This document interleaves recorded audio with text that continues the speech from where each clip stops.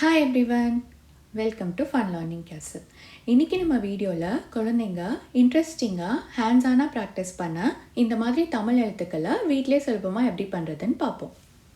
இந்த லெட்டர்ஸ் பண்ண நம்ம நார்மலாக கிராஃப்ட்டுக்கு யூஸ் பண்ணுற பைப் கிளீனர்ஸ் எடுத்திருக்கேன்.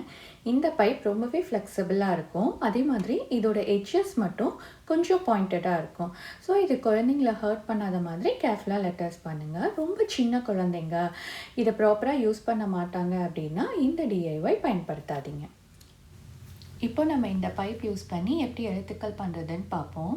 நான் இப்போது தா எழுத்து பண்ணுறதுக்காக இந்த மாதிரி பைப்பை ரெண்டாக கட் பண்ணியிருக்கேன். 2 பைப் அட்டாச் பண்ண இந்த மாதிரி சிம்பிளாக ரொட்டேட் பண்ணாலே போதும், ஸ்ட்ராங்காக நின்றுக்கும்.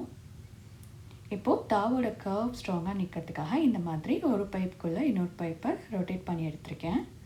அவ்வளோதான், சிம்பிள் தா எழுத்து ரெடி ஆகிடுச்சு. இந்த லெட்டர்ஸ் ரொம்ப ஸ்ட்ராங்காக பர்ஃபெக்டாக இல்லைனாலும் குழந்தைங்க ஃபன்னாக ப்ராக்டிஸ் பண்ணால் இது போதுமானதாக இருக்கும். அதே மாதிரி உயிர்மை எழுத்துக்களை ஹேண்ட்ஸானாக ப்ராக்டிஸ் பண்ணால் இது ரொம்பவே உதவியாக இருக்கும்.